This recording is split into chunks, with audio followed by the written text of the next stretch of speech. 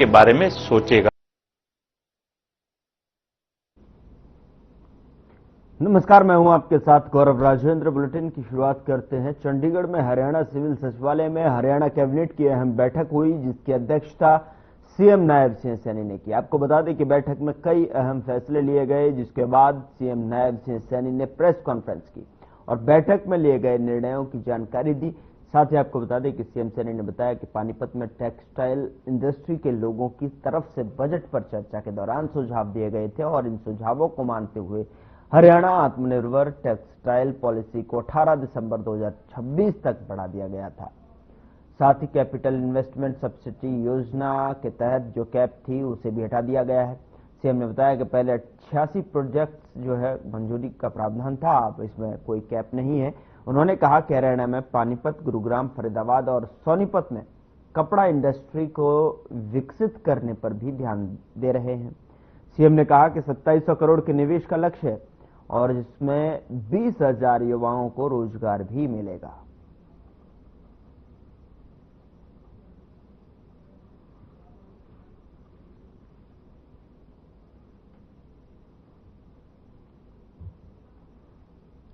हरियाणा में नवनिर्वाचित महापौरों, अध्यक्षों और नगर पालिकाओं के सदस्यों ने पद एवं गोपनीयता की शपथ ली, जिसमें सीएम नायब सिंह सैनी और मंत्री कृष्णलाल पंवार समेत अन्य लोग शामिल हुए।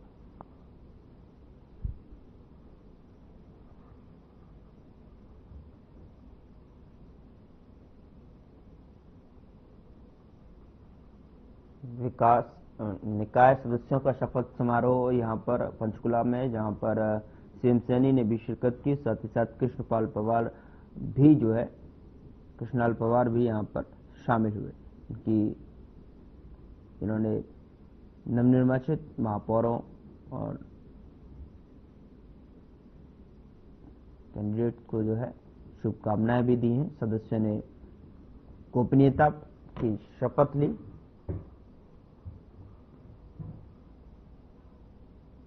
उधर हरियाणा प्रदेश की पालिकाओं के नवनिर्वाचित महापौर, प्रधान और सदस्यों ने पद एवं गोपनीयता की शपथ ली है, जिस पर सीएम नायब सिंह सैनी ने भी सभी सदस्यों को बधाई दी। और सीएम सैनी ने इस दौरान क्या कुछ कहा, सुनिए आप।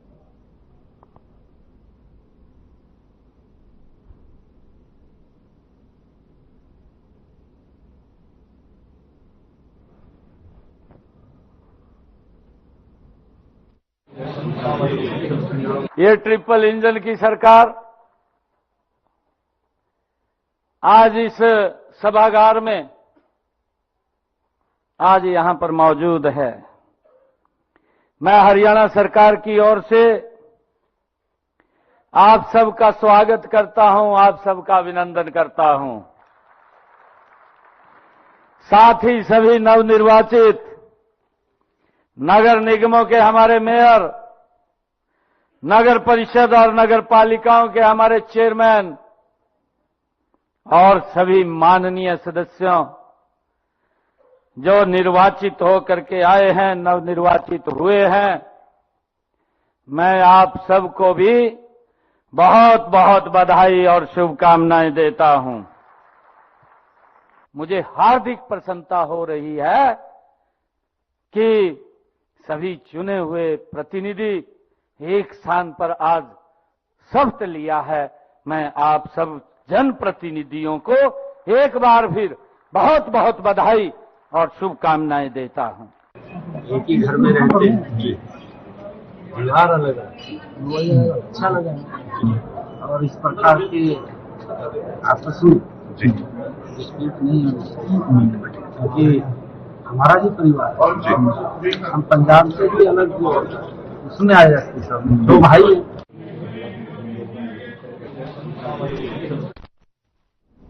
उधर हरियाणा पंजाब के बीच में एसवाईएल हिंदी भाषी क्षेत्र और राजधानी समेत कई मुद्दों पर दशकों से जो है खींचतान चली आ रही है।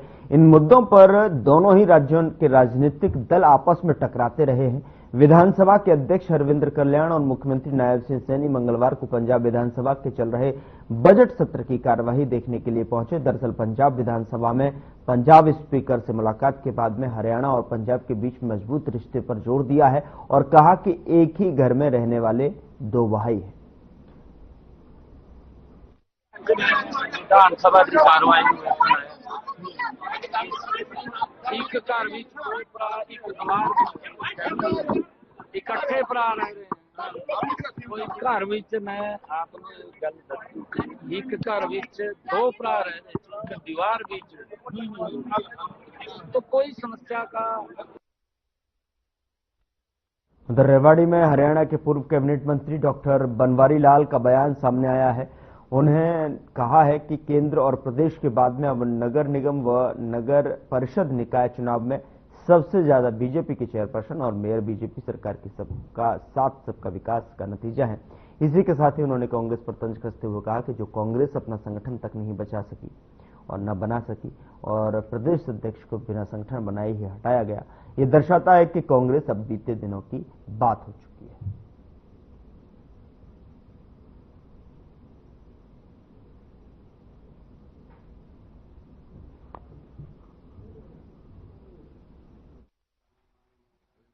पिछले 10 साल से केंद्र में भारतीय जनता पार्टी की सरकार है और हरियाणा के अंदर भी भारतीय जनता पार्टी की सरकार चल रही है और देश के काफी प्रदेशों के अंदर भी भारतीय जनता पार्टी की सरकार है और उसका कारण है देश के यशस्वी प्रधानमंत्री नरेंद्र भाई मोदी जी की जो सोच है, सबका साथ सबका विकास बिना भेदभाव के और अंत्योदय के सिद्धांत पर जो हमारी पार्टी हमारी जो सरकारें हैं वो काम कर रही है और उसी का नतीजा है कि आज हर आदमी को उनकी जो जन कल्याणकारी योजनाएं हैं उनका लाभ घर बैठे मिल रहा है और उसी को देखते हुए आज पूरे देश के अंदर देश के यशस्वी प्रधानमंत्री नरेंद्र भाई मोदी जी की जो गारंटी है, जो वो कहते हैं वो करके दिखाते हैं, तो उसी पर विश्वास करते हुए आज देश की जनता भारतीय जनता पार्टी के पक्ष में मतदान करती है। उधर कांग्रेस के पूर्व विधायक शमशेर सिंह गोगी ने हरियाणा कांग्रेस प्रभारी बीके हरिप्रसाद से जो है मीटिंग के बाद में कहा कि जिस तरह से बीके हरिप्रसाद ने कार्यभार संभालते हुए ही काम शुरू कर दिया है, उनका विश्वास है कि जल्द ही संगठन मजबूती के साथ में खड़ा हो जाएगा। गोगी ने कहा कि उन्होंने प्रभारी को सुझाव दिया है कि जो केवल टिकट के लिए कांग्रेस में बने हुए हैं। गोगी ने कहा कि मैंने तो किसी का नाम नहीं लिया है। हरिप्रसाद जी से पहले भी जो है हरियाणा के इंचार्ज रहे हैं, वह हरियाणा के बच्चे बच्चे को जानते हैं, नाम लेने की आवश्यकता नहीं है। हरिप्रसाद जी ने जब से संभाला है ना चार्ज, तब से वो बढ़िया तरीके से संगठन को मजबूत करने के लिए आगे बढ़ रहे हैं और अगर वो इसी तरह लगे रहे तो मेरे को विश्वास है कि बहुत जल्दी संगठन जो है मजबूती के साथ खड़ा हो जाएगा। बस एक ही सुझाव दिया मैंने, जो पार्टी का विरोध करते हैं इलेक्शन में और जो टिकट तक के कांग्रेसी हैं और जो पार्टी को हरवाने का काम करते हैं, सब कुछ होते हुए भी उनको। खबर चंडीगढ़ से है, जहां पर इनेलो के प्रदेशाध्यक्ष रामपाल मांजरा ने पीसी में जानकारी देते हुए कहा कि हमने अपने सभी प्रदेशों के अध्यक्षों के साथ में चर्चा की और जिसमें यह फैसला लिया गया है कि अभय चौटाला इनेलो के राष्ट्रीय अध्यक्ष होंगे। आगे संगठन में जो विस्तार होगा, अलग अलग पदों पर जो पदाधिकारी चुने जाएंगे, उसका अधिकार भी हमारी और चौधरी अभय चौटाला को दिया गया है।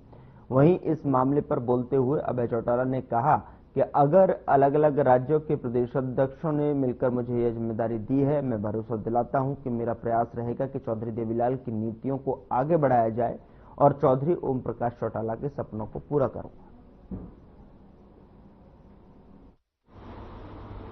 अलग अलग स्टेटों के जो प्रधान हैं और पार्टी के जो सीनियर साथी हैं,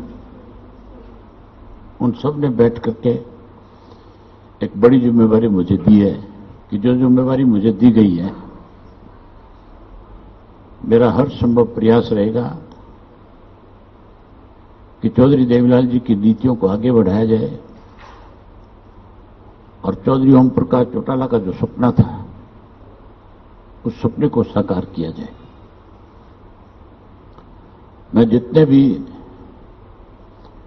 चौधरी देवीलाल जी की नीतियों में विश्वास रखने वाले लोग हैं, उन सब के साथ पर्सनली संपर्क करूंगा, मिलूंगा। आज हमने हमारे भिन्न भिन्न प्रदेशों के अध्यक्षों से मंत्रणा करके और हमारे सीनियर साथियों से मंत्रणा करके सभी ने यह निर्णय लिया है कि हमारे इंडियन नेशनल लोकदल पार्टी के राष्ट्रीय अध्यक्ष चौधरी अभय सिंह चौटाला जी होंगे और इस मुद्दे को लेके सभी से विचार जब विमर्श किए गए, मंत्रणा जब ली गई, सबने सर्वसम्मत राय दी कि अभय सिंह चौटाला हमारी राष्ट्रीय कार्यकारिणी के हमारे राष्ट्रीय अध्यक्ष होंगे।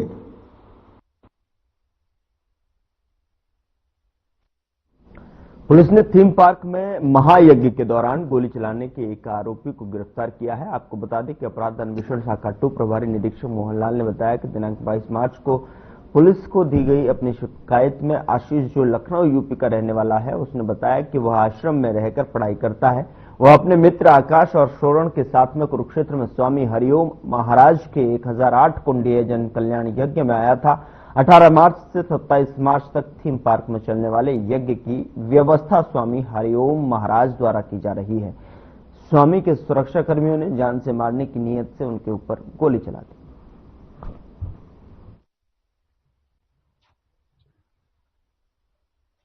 थीम पार्क में ना कुरुक्षेत्र में यज्ञों का आयोजन किया जा रहा है, जिसमें 1008 यज्ञ किए जा रहे हैं और इसमें जो यज्ञ सम्राट हैं महाराज जी हैं हरिओम जी, वो उन्होंने इन यज्ञों का आयोजन किया है। कि सुबह सुबह हमें सूचना मिली थी कि यज्ञ में झगड़ा हो गया है और वहां पर गोलियां चली हैं फायरिंग, और सूचना पाकर फिर सारी पुलिस वहां पहुंची, क्योंकि इन द मीन टाइम इन्होंने जितने ब्राह्मण वहां पे यज्ञ करने के लिए आए हुए हैं अलग अलग जगहों से, उन्होंने रोड जाम कर दिया था, क्योंकि उनमें से एक ब्राह्मण को गोली लगी थी और कईयों को वैसे चोट लगी थी ईंट पत्थरों से। जो ब्राह्मण थे उनको हॉस्पिटल में एडमिट किया और जब उनसे बयान लिए तो उन्होंने बताया कि ये जो यज्ञ है महाराज हरिओम जी करवा रहे हैं, हर दिन के हिसाब से, पेड़ के हिसाब से उनको बुलाया गया है। पहले 7100 रुपए उनको मिलते थे प्रत्येक दिन के, और उनके खाने पीने की, रहने की सारी व्यवस्था जो है महाराज जी की तरफ से थी।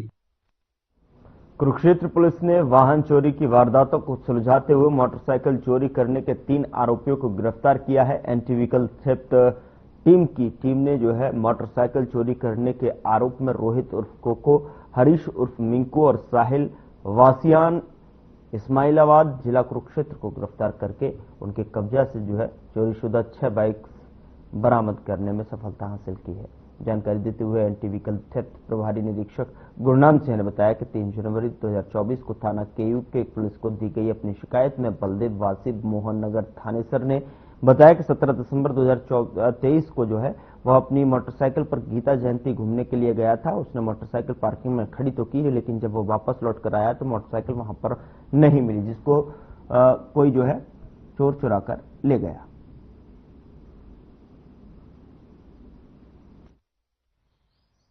श्री मानसिंह आईपीएस पुलिस अधीक्षक कुरुक्षेत्र के मार्गदर्शन में केवीटी स्टाफ द्वारा 3 चोरों को पकड़ा गया है, जो उन पर खास की सूचना पर कल अर्जुन चौक धर्म सरोवर से इन्हें पकड़ा था और जिनसे पूछताछ के दौरान 6 चोरीशुदा बाइकें बरामद हुई है, जिन्हें आज माननीय न्यायालय में पेश किया जाएगा आगामी कार्रवाई। उधर भारतीय किसान यूनियन ब्लॉक नारनौद के प्रधान रणधीर सिंह की अगुवाई में नारनौद उपमंडल के गांव मिलकपुर के किसान और किसान यूनियन के सदस्य एसडीएम कार्यालय में पहुंचे, जहां पर उन्होंने बिजली मंत्री के नाम पर ज्ञापन सौंपा है। इस दौरान किसान यूनियन के सदस्यों ने चेतावनी देते हुए कहा कि यदि हमारी मांगों को पूरा नहीं किया गया तो बिजली कर्मचारियों को मिलकपुर गांव में नहीं घुसने दिया जाएगा।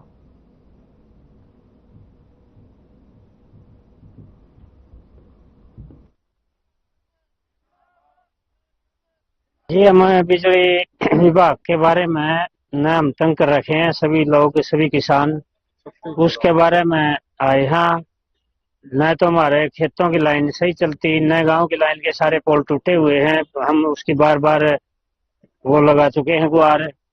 बिजली मंत्री पहले रणजीत सिंह थे, उस टाइम में भी लगाई थी। एक 33 kV की लाइन है जो रजभाई के साथ को है, उसके बारे में भी हमने कई बार उसकी लाइन बदलवाने के बारे में कह लिया। 2-2 दिन के लिए लाइट बंद हो जाती है।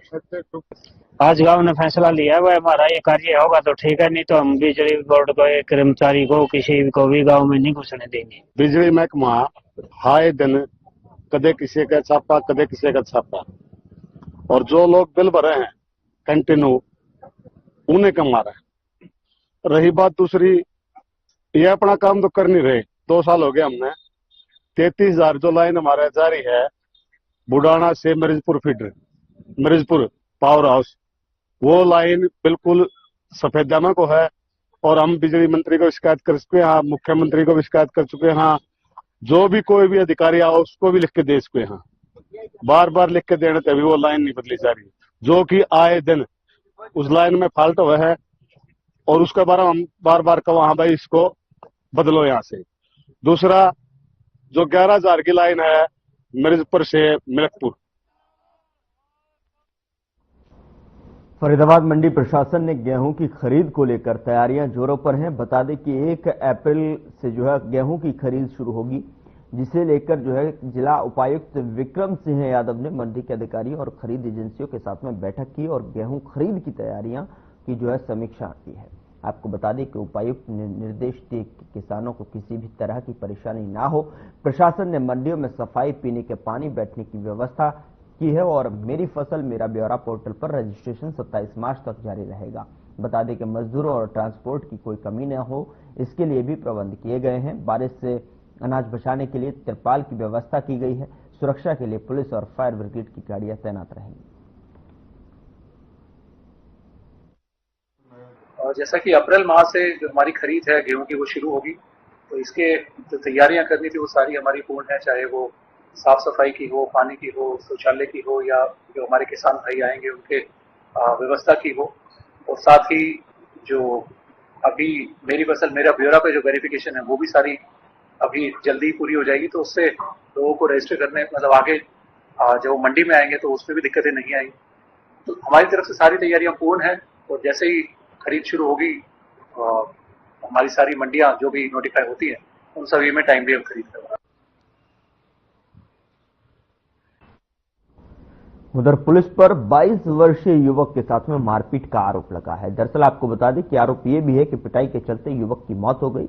गुस्साए परिजनों ने जो है बागपुर चौकी रोड जाम कर दिया। परिजनों ने न्याय की गुहार लगाई।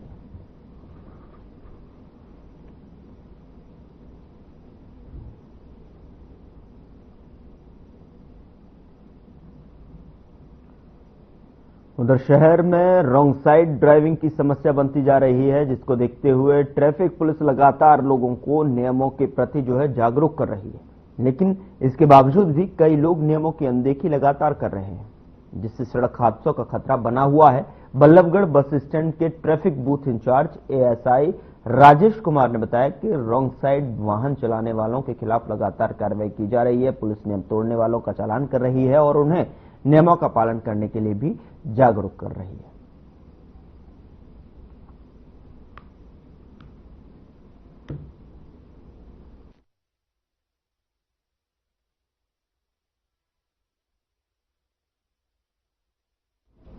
उधर गोला रोड पर सरस्वती ड्रेन के पास में एक दर्दनाक सड़क हादसा हो गया।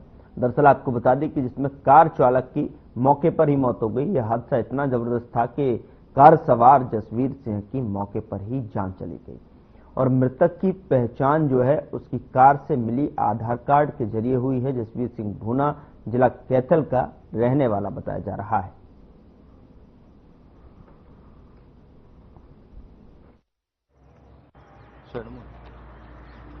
सुबह 4 बजे सूचना मिली थी कोई एक्सीडेंट हो गया ट्रेन पर। तो मौके पे गए थे, बीट गाड़ी में मतलब फंसा हुआ था एक डेड बॉडी, जो ड्राइवर था, तो बड़ी मुश्किल से उसको निकाल के हॉस्पिटल में ले गए। वहाँ डॉक्टरों ने मृत्यु घोषित कर दिया था।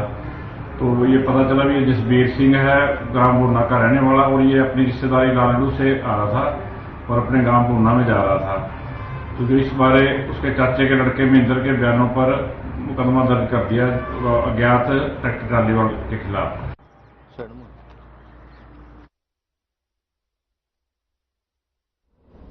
उधर हिसार की पूर्व वर्ल्ड चैंपियन बॉक्सर स्वीटी बुरा ने अपने पति भारतीय कबड्डी टीम के पूर्व कप्तान दीपक हुड्डा से महिला थाने में मारपीट के वीडियो पर सफाई दी है। दरअसल आपको बता दें कि स्वीटी ने कहा कि दीपक हुड्डा को लड़कों में इंटरेस्ट है। यह सब बातें मुझे बाद में पता चली जब मुझे जानबूझकर हिंसात्मक दिखाया जा रहा है, जबकि दीपक हुड्डा ही मुझसे मारपीट करता था। दीपक ने मुझे वीडियो दिखाने के लिए बुलाया था वीडियो के शुरू और आखिरी का हिस्सा गायब है।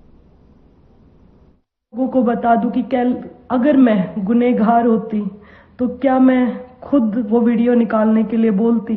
नहीं बोलती। मैंने खुद कल वो वीडियो निकालने के लिए बोला, लेकिन मुझे नहीं पता था कि एसपी हिसार इस कदर उससे मिला हुआ है, इस कदर वो कर सकते हैं कि एविडेंस को तोड़ मरोड़ कर मीडिया के सामने पेश करेंगे, जैसे कि उन्होंने किया।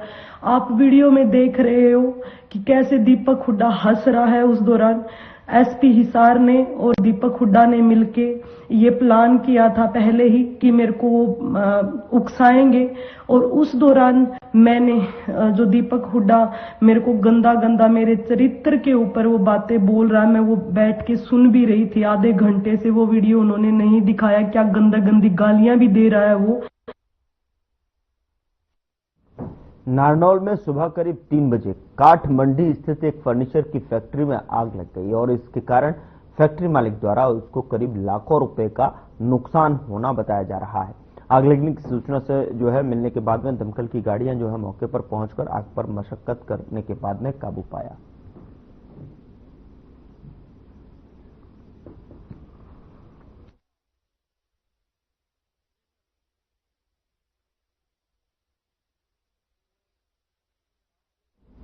All Haryana power corporation worker union सब यूनिट नारनौद का नारनौद के बिजली निगम कार्यालय के प्रांगण में अपनी मांगों को लेकर धरना लगातार जारी है। सभी कर्मचारियों ने एसडीओ नारनौद के खिलाफ में जमकर नारेबाजी भी की और कर्मचारी नेता सत्यवान रंगा ने कहा कि नारनौद बिजली निगम कार्यालय के कर्मचारी पिछले काफी दिनों से गेट मीटिंग पर अपना धरना विरोध जता रहे हैं। और आपको बता दें कि कर्मचारियों ने गेट मीटिंग को धरने में तब्दील कर दिया है और अनिश्चितकालीन धरना शुरू कर दिया है।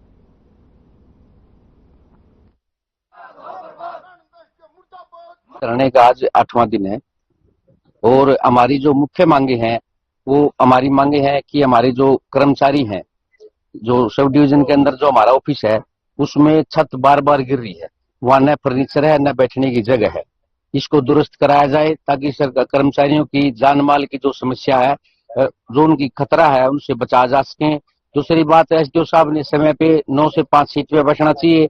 हमारे ग्रामीण और ये हमारे किसान भाई हैं वो परेशान हो रहे हैं, अपने काम के लिए भटक रहे हैं। पैडी सीजन आ रहा है, इसके लिए मेंटेनेंस का पूरा सामान होना चाहिए। जो ओवरलोडेड फीडर हैं उनको बंटवारा करने के लिए उनका एस्टिमेट बनवा के पास करवा के जल्द से जल्द वो काम शुरू करवाना चाहिए। नगर निगम की वेबसाइट में आई तकनीकी खराबी के कारण पिछले 5 दिनों से प्रॉपर्टी आईडी नहीं बन पा रही है। दरअसल आपको बता दें कि जिससे लोगों को परेशानियों का सामना करना पड़ रहा है।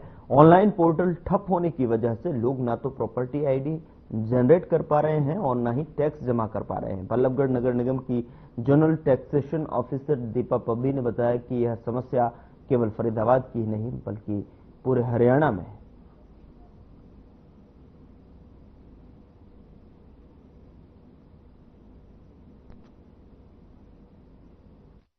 बल्लभगढ़ जोन सभी निवासियों से अपील है कि जो प्रॉपर्टी आईडीज की जो हमारा ऑनलाइन प्रोसेस रहता है कुछ दिनों से बहुत स्लो चल रहा है, साइट बिल्कुल बंद पड़ी थी।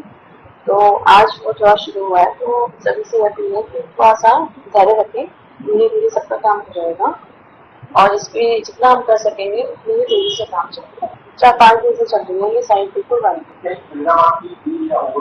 ये ओवरऑल है चलने से अफेक्ट होता है और तो सभी पूरे हरियाणा में ही होता है।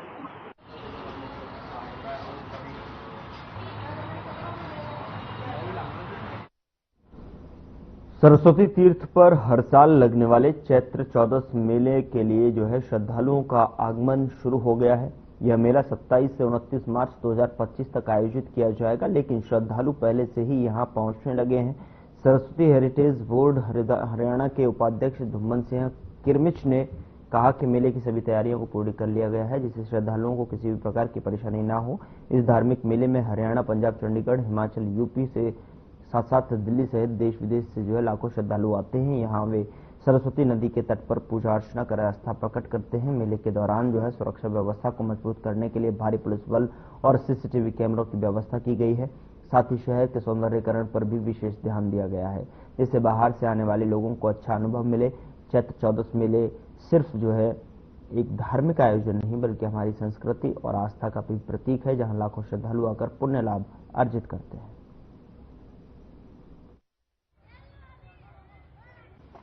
और ये जो मेला है ये विश्व स्तर का मेला होता है हर साल, एकादशी से लेकर अमावस तक का।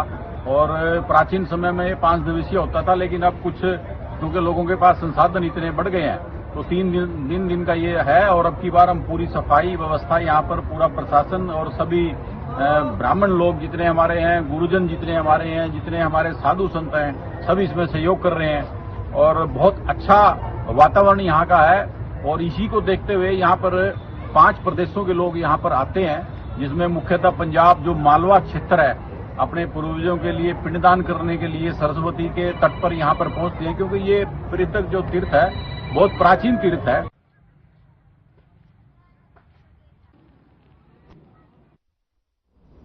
फिलहाल बुलेटिन में इतना ही। नमस्कार।